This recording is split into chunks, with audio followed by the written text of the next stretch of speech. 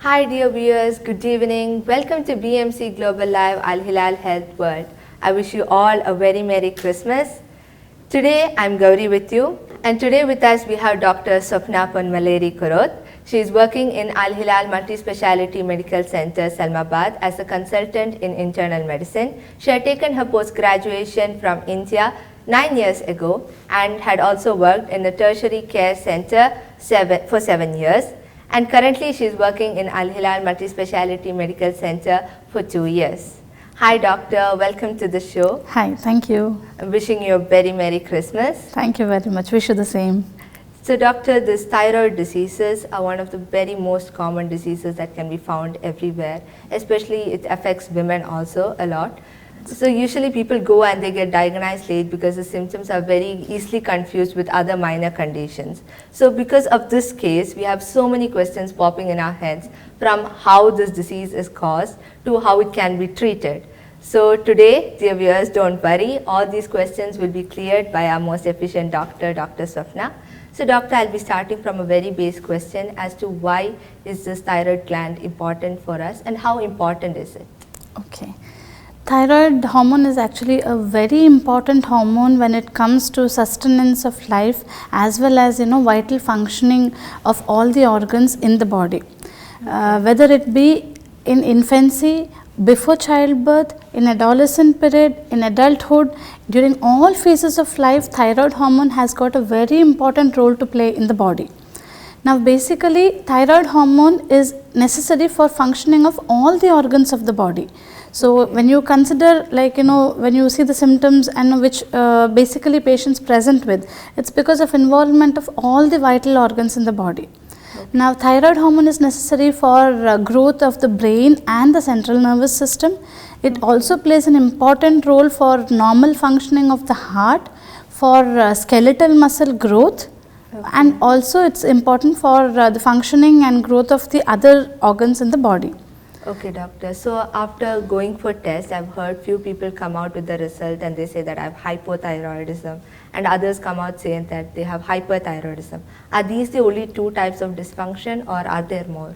Yes, see when you talk about thyroid dysfunction, as you rightly said, there are basically broadly when you talk about it, there are two different types of dysfunction occurring with relation to the thyroid hormones. Okay. So when you say it is hypothyroidism, it means that the thyroid gland is not functioning to its maximum. Okay. Or you can say something like a lazy thyroid. Okay. Whereas if suppose the thyroid gland is functioning more than its normal capacity, that is it is hyperfunctioning, then the condition is called as hyperthyroidism.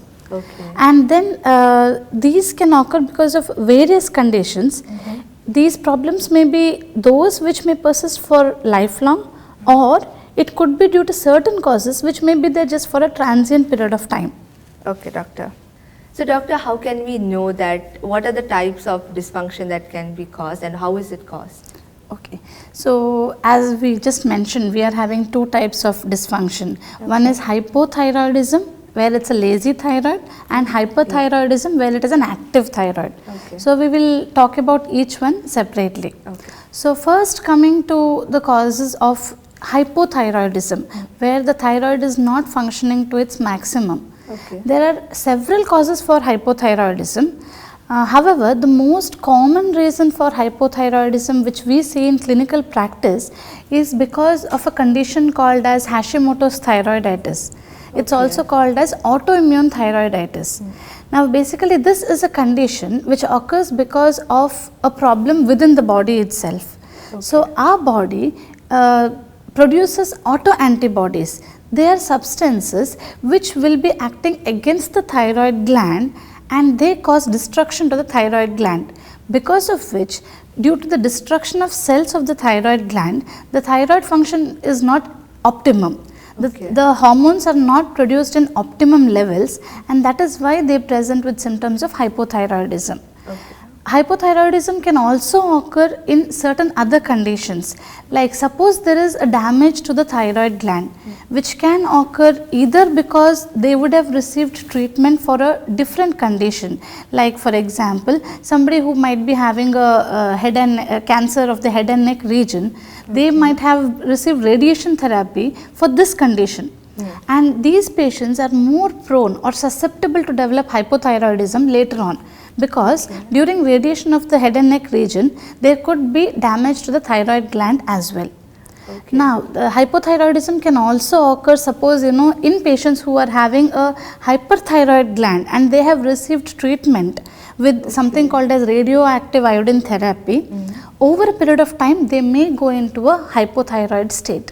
Okay, doctor. Also, hypothyroidism occurs because of certain drugs. Certain drugs can cause hypothyroidism by various mechanisms, and these drugs may be given for certain other conditions, like for example you consider amiodarone, which is a drug which is given for cardiac conditions. Somebody who is having a long standing cardiac condition taking amiodarone may develop hypothyroidism later on. Similarly, a drug called lithium, which is given for treatment of depression as a mood stabilizer, this can also in the long term cause thyroid dysfunction by causing hypothyroidism. Anyway, these are the most common causes of hypothyroidism. However, there are rarer causes which is not very common in clinical practice. Now, coming to hyperthyroidism, the most common reason why we see hyperthyroidism, that is a hyper-functioning thyroid gland in clinical practice, is because of a condition called Graves' disease. Now, this is also an autoimmune condition. Now, just like how I told you Hashimoto's disease, Hashimoto's thyroiditis, here autoantibodies in the body are produced against certain other receptors in the thyroid gland, which basically stimulates the thyroid gland to produce more and more thyroid hormones. And that is why these patients present with a hyperfunctioning thyroid gland. Also, there are other conditions like there is a multinodular goiter which can start hyperfunctioning. A single nodule may get enlarged in the thyroid gland, and that can hyperfunction and it can cause hyperthyroidism. Also, overuse of iodine can also result in hyperthyroidism, as well as iodine therapy can also cause hypothyroidism. So, iodine use is associated with both spectrums of the disease. So doctor, what could be the symptoms that a person show when they have hypothyroidism or hyperthyroidism? Okay, first of all, coming to the clinical features or indicators of hypothyroidism, which means a thyroid gland which is functioning less than normal. Here, patients usually come with symptoms. The commonest symptom which people notice very quickly is that they start gaining weight very rapidly. So, weight gain is the most common symptom. Patients also, they come saying that they are having complaint of tiredness, they don't have the interest to do any activity, they feel lethargic all the time, they just want to sleep all the time, they have severe muscle pains, and another common symptom which they complain of is cold intolerance. Rarely in severe hypothyroidism, they may also complain that they have noticed that their skin is sort of getting dry. Some of them complain of hoarseness of voice. These are all the common symptoms which a hypothyroid patient may complain of. Rarely in severe cases of hypothyroidism, we do even see patients coming in a comatose or unconscious state. Now, coming to hyperthyroidism, where it is a increased secretion of thyroid hormones, these patients have symptoms which are slightly opposite to that of hypothyroidism. That is, they complain of heat intolerance, they feel hot all the time, they have excessive sweating, and they complain of palpitations. Palpitations means that sensation of their heart beating very rapidly.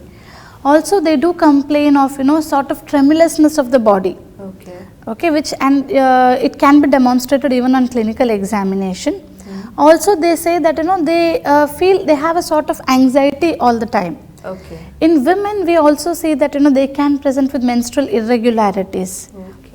And when you see severe hyperthyroidism, they may come with symptoms of exaggerated clinical findings, like they may come with symptoms of heart failure and vomiting, tiredness, altered sensorium. These are all the symptoms of hyperthyroidism.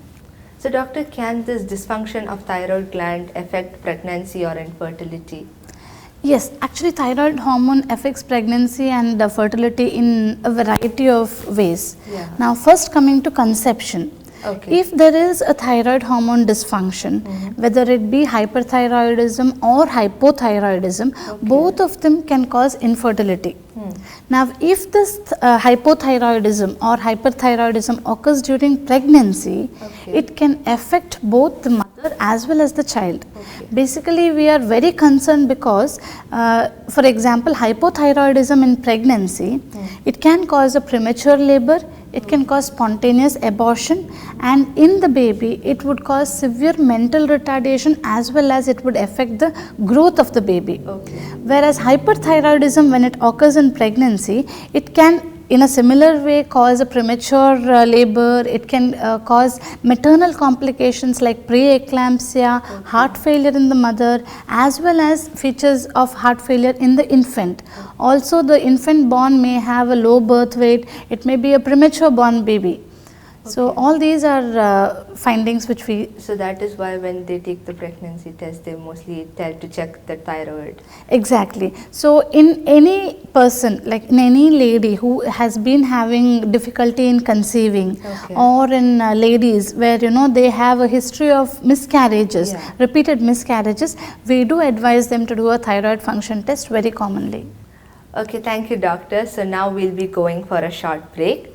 So dear viewers, we'll be going for a short break. You're watching BMC Global Live AL-HILAL Health World. Please do not forget to like and share our Facebook page. Also like, share and subscribe our YouTube channel. We'll be back and we'll be talking about the effects as well as the treatments for these thyroid disorders.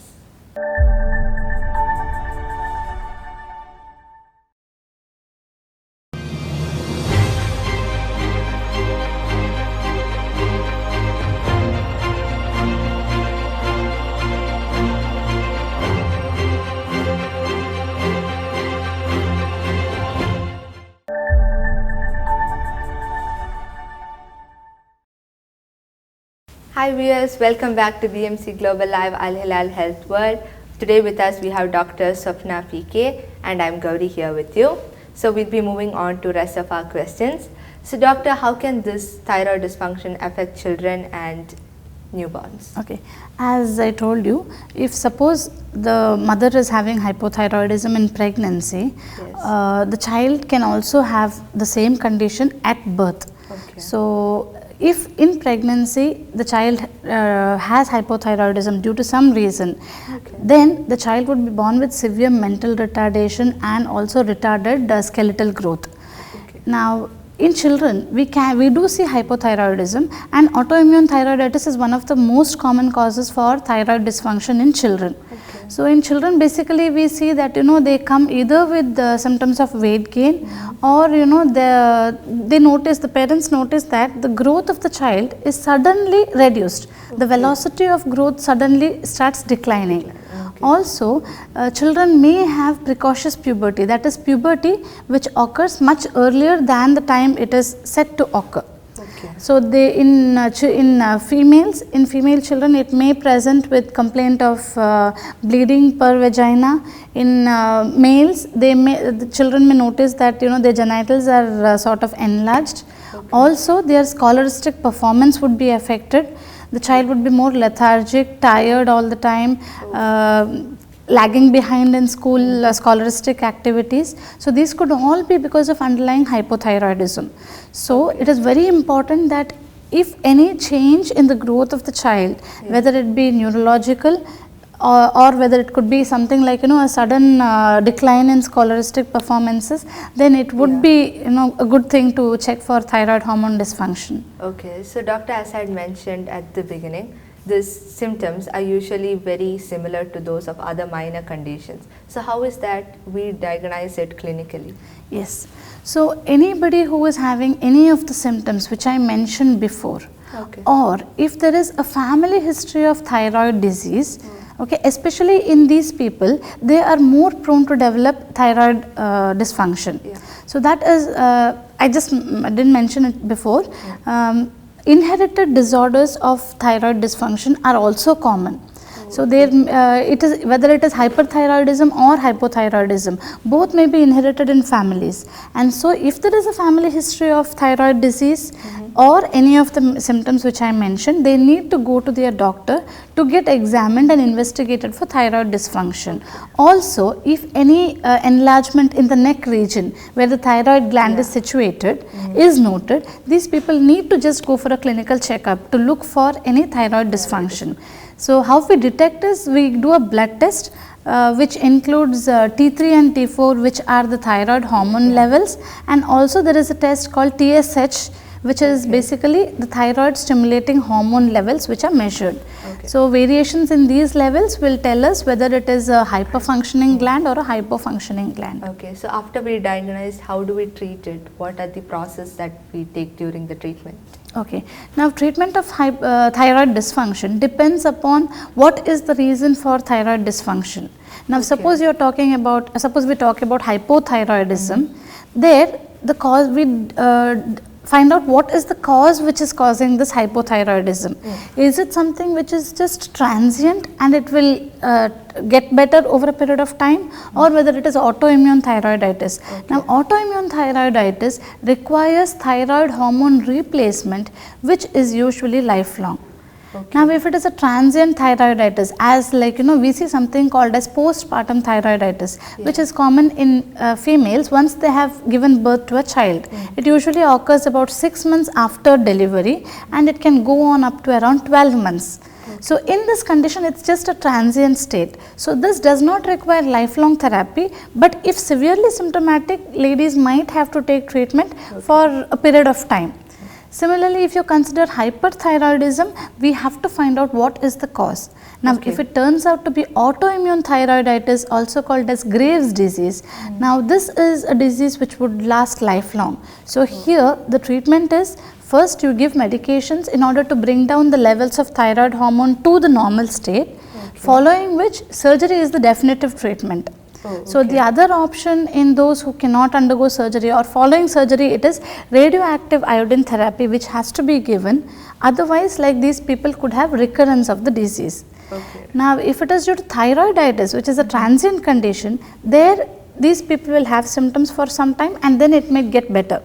So, here all patients need not be treated. So, doctor, while it's being treated and the medications are given, should the medications be taken lifelong, or is it just for a period of time? Yes, actually, as I told you, whether medications need to be taken lifelong depends upon what is causing the thyroid dysfunction. Now, normally autoimmune disorders, as I mentioned, if they are causing the thyroid dysfunction, usually medications need to be taken lifelong. Whereas if it's a transient thyroid dysfunction occurring because of inflammation or following certain viral infections, which basically cause thyroiditis, then the treatment would be for a limited period of time till the dysfunction resolves. Okay, doctor. So, finally, what are the take-home messages that we can give? Okay. Now, one, if you notice in children, if you notice that there is any features of thyroid dysfunction, please take them for a visit to the doctor to get checked for hypothyroidism, because in infancy and childhood, thyroid hormone is very important for neurological as well as skeletal growth. So, untreated would lead to complications which are irreversible. Similarly, those ladies who wish to conceive, if there is a family history of thyroid disease or they have had a past history of thyroid disorder and were on medications, any individual noticing that they are having changes in weight or the symptoms which I mentioned about, need to go for a test and get their thyroid levels tested. Also, while on medications, please follow up with your doctor on a regular basis and continue your medications. Do not stop them on your own. Okay, doctor, thank you so much for taking your time out from those busy schedule and then coming and sharing all your knowledge with us. Thank you. Thank you so much for being here.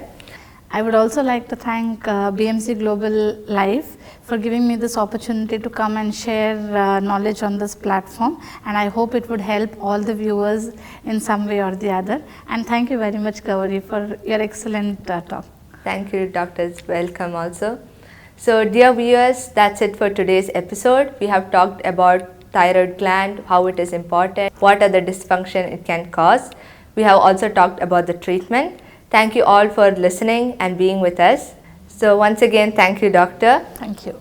So dear viewers, you are listening to BMC Global Live AL-HILAL Health World. Thank you all for listening. Today I'm Gauri with us, and we also had Dr. Swapna.